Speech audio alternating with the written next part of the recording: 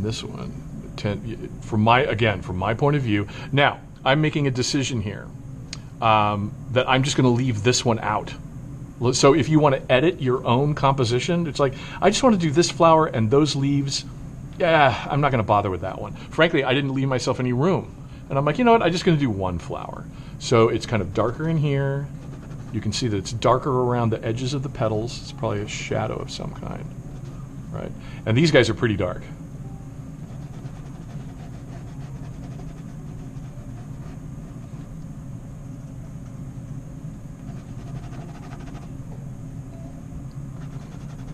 Am I worried about the veins?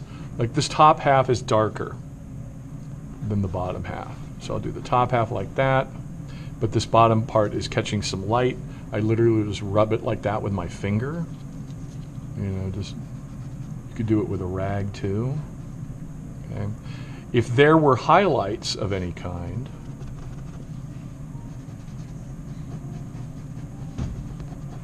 I would just take a rag and rub them out. And I'm going to show you how to do that in just a second.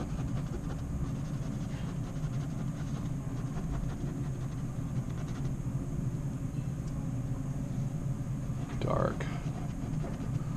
Yeah, this one's pretty dark.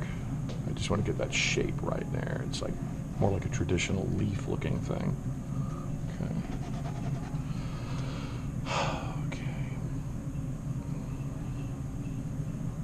And now then I take a break and I'm just like okay, how's that look? Does that look okay? Yeah, that looks okay.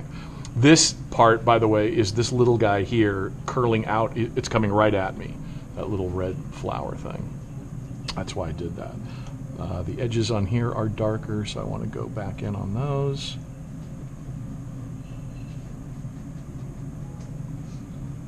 There's one. Yeah, and I keep going, oh, I didn't catch that before. There's a shadow there. I missed that. So don't rush it.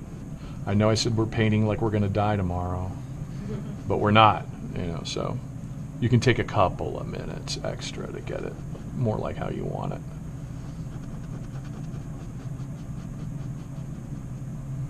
Boom, boom, boom, boom. Nice little thing there. Gets dark in here. Great. Okay. I think that's all right. Brush back in the Gamsol. I'm going to put this down. If I wanted to make highlights, I would just take this guy. When it's this thin, I know that you have your palette knives, and you could. Does anybody have a palette knife that they can hand me? Back at their work. I want to show you guys. It's so thin, it's hard to scrape this stuff off. So the little plastic palette knife. Thanks. So when it's like this, it's kind of hard. You can scrape it off a little bit, but there's not that much paint. Okay, so if you wanted to, like I'm looking at this now and I go, that yellow part, that's pretty light. I want to really show that that's really light. Then you can just go like this, right?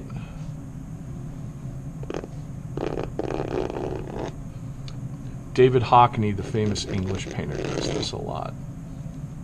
Actually, they all did it. What I'm doing is I'm going in where these really light, yellow, it's lighter, this light valued stuff is, and I'm just getting rid of that paint so I can make sure I'm getting my lights and darks properly. Actually, this works pretty good.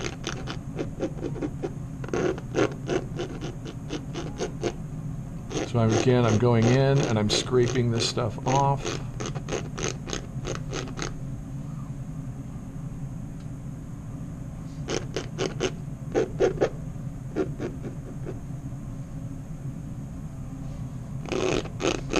And if I wanted to do it even more, now there's not much here that I'd want to scrape off. Everything's really, really dark.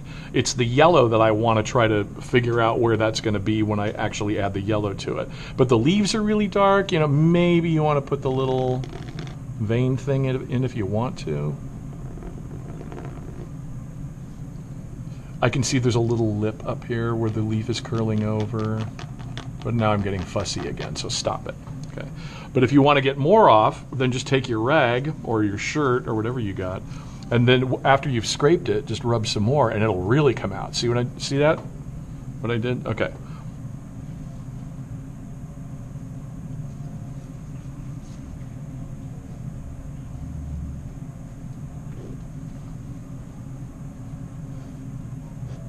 Like that. fix this. I'll just kind of rub it a little bit. Yeah, and you can also like rub it with a rag or something, whatever you want to do.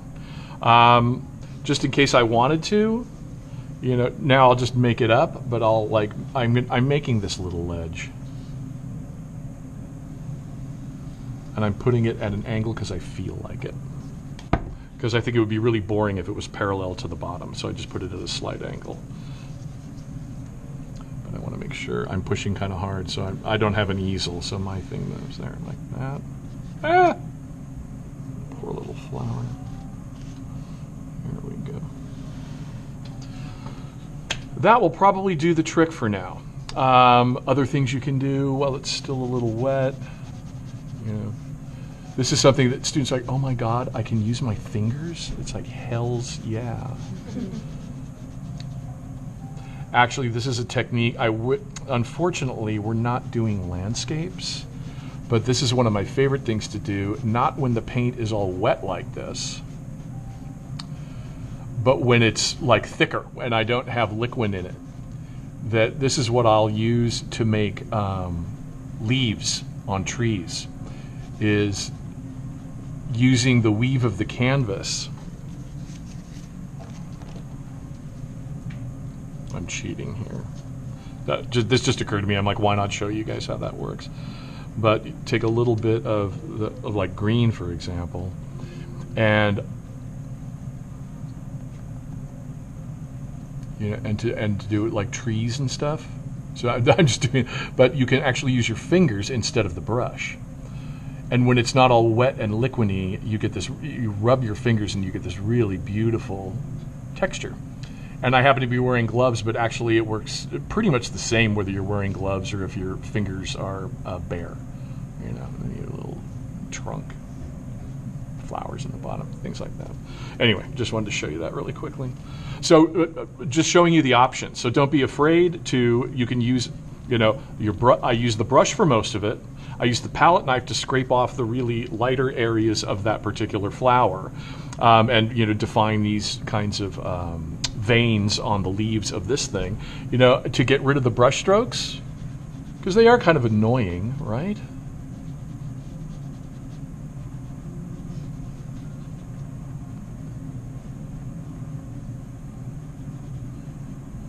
I'm just getting rid of them so that the background doesn't look like the plants.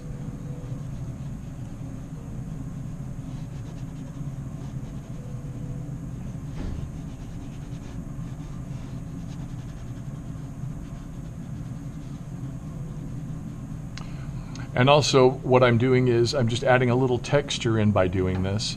And also I'm doing it while the liquid is still wet.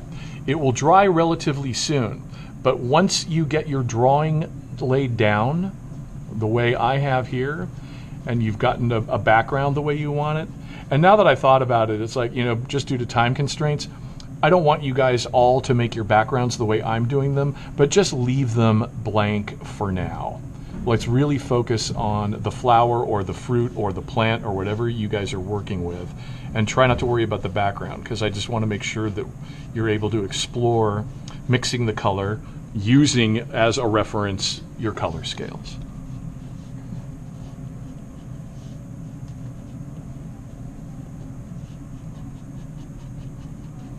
And then if you want to, you can like sign your name.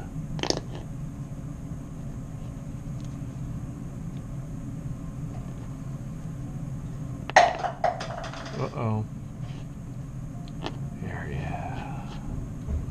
I actually never sign my stuff on the front, but... Or if you wanted some kind of, texture thing. You are the artist. You can do whatever the hell you want, okay? You can use whatever tool you want. You can use your hands, the palette knife, you can use your fingers, you can use a rag, you can use a big brush, you can use a small brush. I don't care what you guys do. Actually, I mean, I do, but that's the wrong way of putting it. I care about what you want to do, but I'm not going to tell you every little thing that you should do. If you want to experiment with something, please do it. Don't just do everything I say. Really, because it's like you want to explore and be able to make your own decisions and discover different ways of doing things that are not what the teacher tells you to do, right?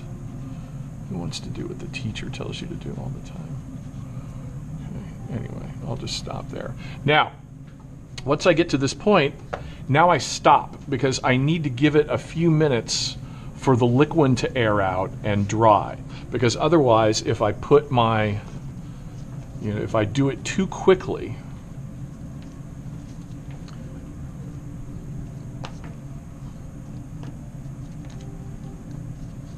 actually, you know what? I think I will stop here and have you guys do this. Then when you guys have your drawings all done, I'll show you how to do, and I did 2, so you only have to do 1 flower. So lay it down as quickly as you can. Then while this is drying, I will help you with this underpainting part. Then when you guys, or most of you, have a drawing that's ready to go, we'll come back here and I'll show you the color mixing part, and that way yours will be drying while I'm showing you how to mix the color. And that should give us plenty of time, question mark. What time is it? 11:52. Pardon me? 11:52. Perfect, so we still have 11:52.